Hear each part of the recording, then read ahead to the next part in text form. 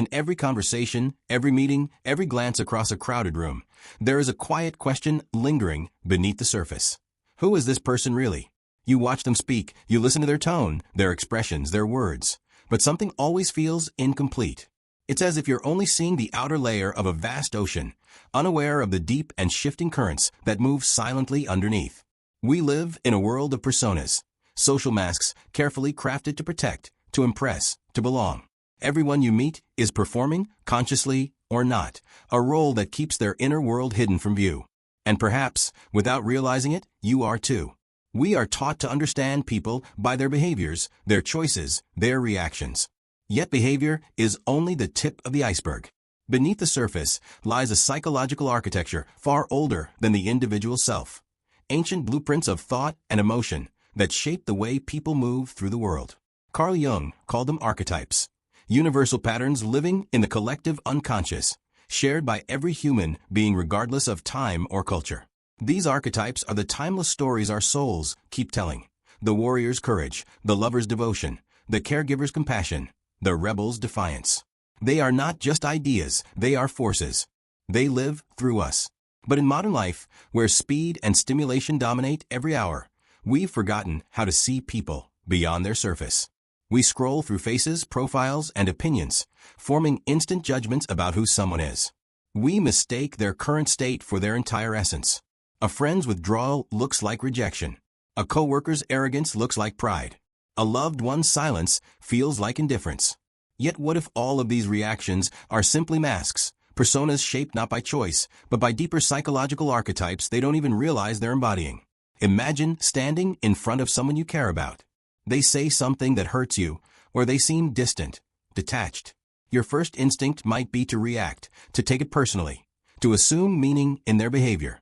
But if you could see beneath that moment, you might find an entirely different story. Perhaps what you're witnessing isn't cruelty, it's fear. Perhaps their coldness is not indifference, but a defense built by years of being unseen. Perhaps they were the mask of the ruler to hide the wound of the child who once felt powerless. What you see as arrogance could be the armor of someone terrified of insignificance. Every person carries an inner stage where archetypes perform. Sometimes the hero leads, driven by the desire to prove their worth. Sometimes the shadow takes over, projecting what we cannot accept in ourselves onto others. The personas we wear, our confidence, our politeness, our charm, are often shields that hide the deeper figures directing the show. Jung believed that until we make the unconscious conscious, these forces will control us, and we will simply call it fate. To understand others, then, is to learn the language of these unseen actors, to listen to what's beneath the words. We live surrounded by people, yet we rarely truly see them. We interpret actions but miss archetypes, react to symptoms but ignore the source. True understanding begins when you stop asking, "Why are they like this?" and begin asking, "What story are they living out?" When you shift from judgment to curiosity, you start to sense the myths running through them, the unspoken struggles, the inner battles between light and shadow, strength and vulnerability. To understand others through Jungian archetypes is to step into a timeless lens, a way of seeing that turns confusion into compassion.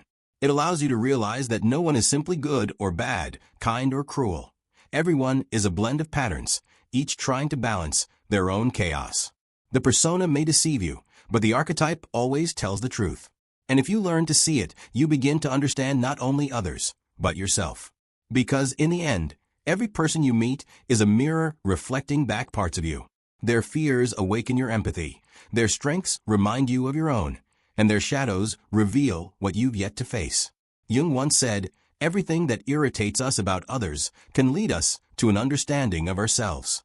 And so, the journey to understand others begins with learning to look beyond appearances, to recognize that behind every smile, every silence, every act of defiance, there is a deeper story unfolding. The world is not filled with strangers, it is filled with symbols. Each face hides an archetype, each interaction a myth.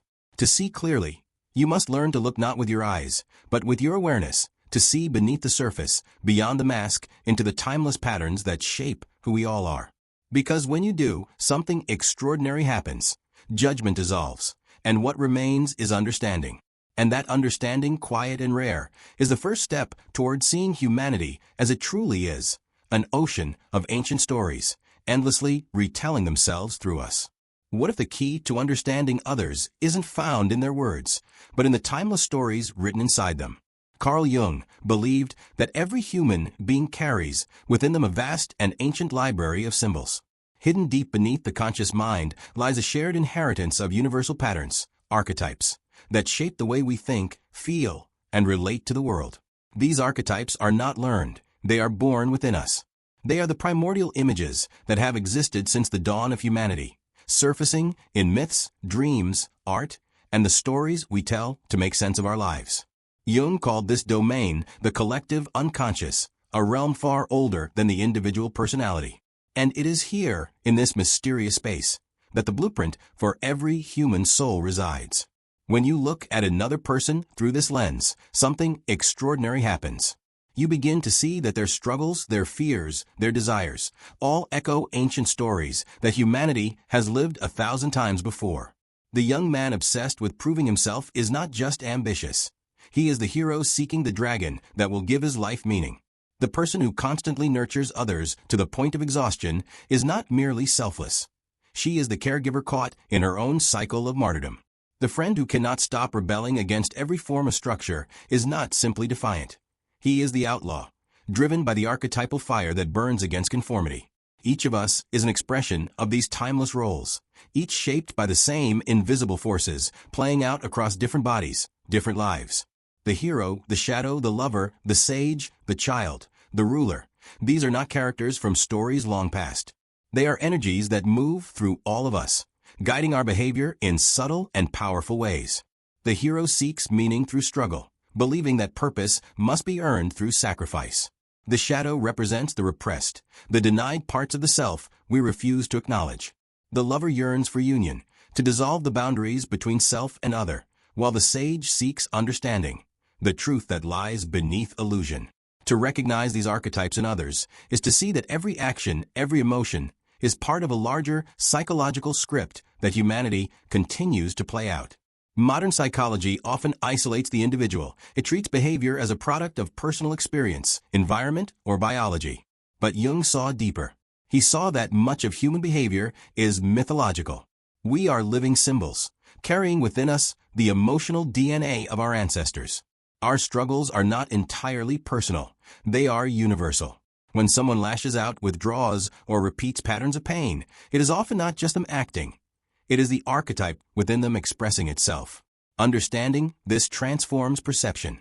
The person who seems angry might not truly be angry. They might be caught in the eternal conflict between the warrior and the victim, replaying a story older than civilization itself.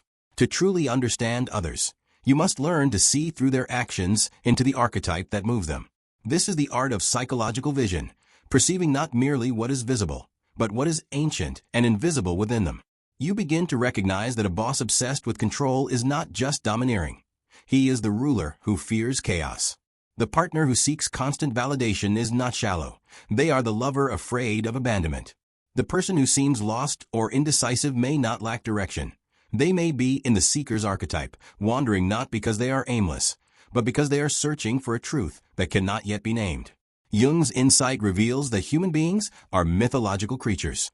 Beneath the logic and order of daily life, we are animated by stories older than memory. This is why myths across cultures are so similar, why every civilization tells tales of heroes, lovers, rulers, and tricksters. The same psychological symbols appear again and again because they are reflections of the human psyche itself. Understanding others, then, becomes less about analysis and more about recognition, seeing the myth they're unconsciously living, the role their soul has taken on in this chapter of existence. But there is another layer. Each archetype carries both light and shadow. The hero in his light saves others, but in his shadow becomes obsessed with victory. The caregiver nurtures, but in shadow becomes a victim of her own giving. The sage pursues wisdom, yet risks detachment and cynicism. These dualities remind us that understanding others means accepting that they are both beautiful and flawed, powerful and fragile.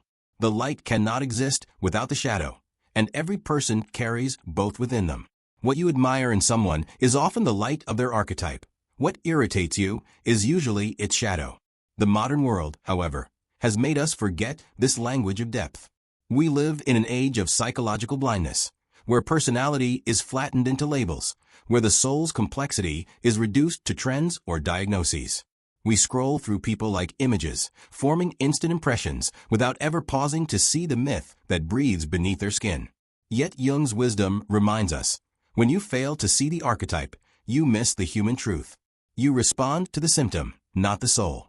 You judge the mask, not the story underneath it. Philosophers across time have touched the same truth in different ways. Plato called these archetypal forms the eternal ideas, perfect patterns that reality merely imitates. Nietzsche saw them as expressions of the will to become, the inner drive of the human spirit to transcend itself through struggle and creation. Alan Watts described life as the universe playing hide-and-seek with itself, wearing different masks, exploring different roles. Jung's vision ties them all together. Each human being is a mask of the universal mind, a vessel through which timeless forces play out their endless dance between order and chaos, love and fear, creation and destruction. To understand others through this lens is to reclaim the sacred art of seeing. It means perceiving the depth in people, realizing that every person you encounter is a doorway into the collective story of humanity. It means listening not only to what they say, but to the archetype that speaks through them. When you understand that, judgment turns to compassion. You no longer see a difficult person. You see a struggling archetype searching for balance. You no longer see an enemy. You see a mirror. And so, understanding others becomes a spiritual act. It is no longer about decoding behavior or predicting reactions, but about connecting to the deeper rhythm of human existence. You begin to sense the invisible threads linking all lives, all minds, all stories. The person across from you is not separate from you. They are another chapter in the same cosmic narrative. Every soul you meet is a reflection of the same universal patterns, endlessly reshaping themselves through new forms. To see others clearly, you must learn to read their myth, not their mask. Only then can you step beyond judgment and glimpse the ancient intelligence that binds us all, the collective soul, dreaming through each of us in different disguises. Understanding others through archetypes is not about labeling people or reducing them to categories. It's about awakening a deeper perception, one that sees beyond personality and into the timeless forces shaping human behavior. And when that awareness finally arrives, something within you begins to shift.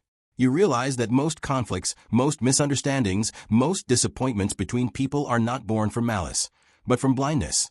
The blindness of not recognizing what archetype stands before you. You start to see that you've been arguing not with a person, but with their pattern. You've been demanding rationality from someone ruled by emotion, vulnerability from someone guided by control, consistency from someone still searching for who they are. The moment this truth sinks in, the entire landscape of human interaction changes. Imagine being in the middle of an argument with someone you care about, a partner, a friend, a parent. Words are sharp, emotions tangled. But then something inside you pauses. You take a step back and see. You see that the person in front of you is not your enemy, not even really speaking from the present moment. They are expressing a much older voice, the voice of the shadow, the part of themselves they've tried so hard to deny. Or maybe they're expressing the child archetype, desperate to be seen, heard, and loved. Suddenly, their anger transforms in your eyes. It no longer feels personal. It feels human. Their pain is a story, and you've just recognized its author. This is the power of archetypal understanding. It turns reaction into awareness, and awareness into compassion. Instead of fighting the person, you begin to understand the energy moving through them. The warrior archetype might argue not because they enjoy conflict, but because they are fighting for a sense of justice or truth that gives their life meaning. The lover may seem dependent or dramatic, but beneath that intensity lies a yearning for unity, for belonging, for the feeling of being whole. Even the shadow, which manifests as jealousy, anger, or projection, is not evil. It is simply the part of the psyche begging for integration. When you begin to see these patterns, empathy replaces frustration. You stop needing to fix others because you finally understand that every archetype has its own rhythm, its own destiny to unfold. Yet this awareness is not easy. It requires that you also confront the archetypes within yourself. Because the truth is, the only reason you can recognize these patterns in others is that they exist inside you too. Jung warned that what we hate or fear in others often mirrors what we have not yet faced within. The person you call arrogant might mirror your repressed confidence. The one you call weak might reflect your own unhealed vulnerability. Every irritation becomes a mirror. Every relationship a lesson. Archetypal wisdom, therefore, is not just about understanding others. It's about remembering yourself. To see clearly, you must first dissolve the illusion of separation. When you look at someone through the lens of archetypes, you're no longer seeing them as other. You're seeing humanity acting itself out through different masks. The shadow in them speaks to the shadow in you. The hero in them calls to your own inner courage. Every interaction becomes a conversation between archetypes, between symbols of the same universal mind. This is why real understanding feels sacred, because it reveals the shared soul beneath individuality. But archetypal awareness also brings humility. You begin to notice that you, too, are constantly shifting between roles.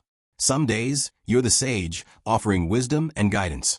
Other days, you fall into the innocent, seeking safety and simplicity. In moments of fear, your warrior rises. In moments of doubt, your shadow whispers. Life becomes a dance between these inner forces, and the same is true for everyone else. This recognition changes how you relate to people. Instead of expecting them to be consistent or perfect, you start allowing them to be fluid, to change, to contradict themselves, to be human. Because that's what archetypes do. They evolve, they transform, they seek balance. The real transformation comes when you learn to listen differently. Instead of reacting to words, you start listening for symbols. You notice the stories people tell about themselves, the recurring themes of betrayal, triumph, fear, or redemption. You watch how they move through the world, what kind of energy they attract, what patterns repeat. These are the footprints of archetypes at work. When someone tells you they feel lost, you might recognize the seeker beginning their journey. When they talk about burning everything down to start over, you see the rebel awakening. Suddenly, understanding becomes intuitive. You no longer need explanations because you can feel the myth unfolding. But perhaps the most profound part of this transformation is how it softens the heart.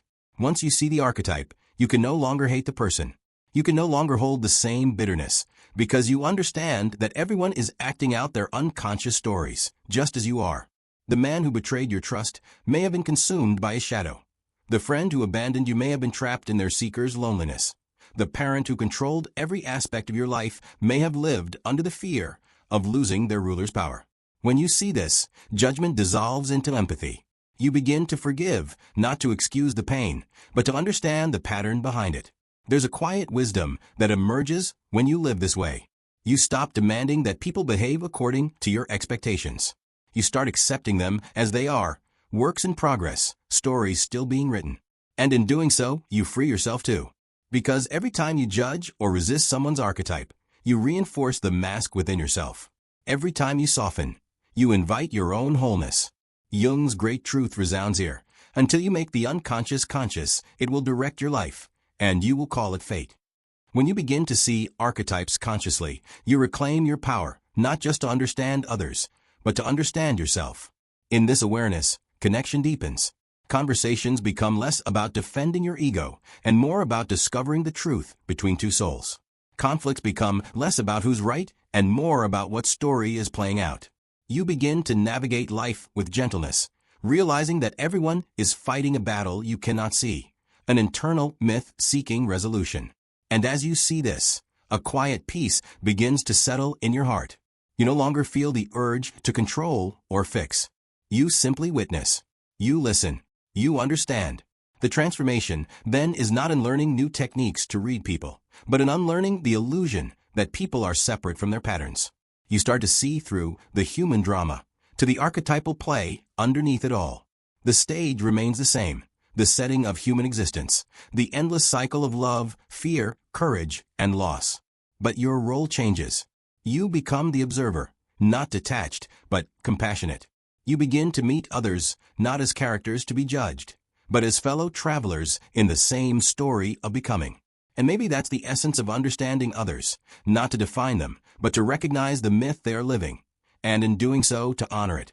Because once you see the archetype, once you truly see the pattern beneath the mask, the person before you becomes more than just another mind to decode. They become sacred, a fragment of the collective soul, reflecting back the parts of yourself you have yet to meet. When you stop trying to fix people and start understanding the patterns that move them, Compassion replaces frustration, and perception turns into connection. To understand others through Jungian archetypes is to begin seeing the hidden architecture of human nature, the timeless stories moving beneath the surface of behavior. When you truly open your eyes to these patterns, every person becomes more than their words, actions, or moods. You start to see the myth their soul is living out, often unconsciously. The one who demands control may be ruled by the ruler archetype, afraid of chaos that once consumed them. The one who disappears when love gets close may be the seeker, chasing freedom because they fear being trapped. When you see people this way, judgment slowly turns into compassion. You no longer ask, why are they like this, but rather, what story are they trying to complete? This understanding changes the quality of your relationships. You begin to listen differently, with a kind of spiritual patience. Instead of reacting to someone's mask, you sense the pain or longing behind it. The critic who constantly corrects others may secretly crave recognition. The rebel who fights every rule may simply be longing for authenticity in a world that feels false. The person who seems distant might just be protecting their inner innocent, the part of them that still believes, still hopes, still fears being hurt again. When you see these archetypes playing out, it becomes impossible to hate. You start to realize that most people are not broken, they are simply unfinished. Understanding archetypes also teaches humility. You begin to recognize that the qualities that irritate you in others often mirror the parts of yourself you have not yet accepted. The arrogance that frustrates you may reflect your own hidden pride. The weakness you despise might reveal your own buried vulnerability. Jung once said that everything that irritates us about others can lead us to an understanding of ourselves. And through archetypes, this truth becomes vivid. Every conflict becomes a mirror. Every relationship a lesson in integration. As you grow in this awareness, empathy becomes effortless. You no longer need to force kindness. It flows naturally from understanding. You start to see that beneath every shadow lies a wound, and beneath every wound, a story. The magician who deceives does so because they once felt powerless. The warrior who fights endlessly may be terrified of stillness. The lover who clings too tightly may have never learned what it means to feel safe. Seeing this, you no longer respond with anger, but with quiet compassion, not to excuse behavior, but to understand the human heart beneath it. And perhaps the greatest realization is this: the archetypes you see in others live within you too. The same struggles, the same longings, the same inner battles. The moment you understand this, the illusion of separateness fades. You begin to live in a world of mirrors rather than strangers, each person reflecting back to you a forgotten part of yourself. Life itself becomes a sacred dialogue between souls, each helping the other remember who they are beneath the masks.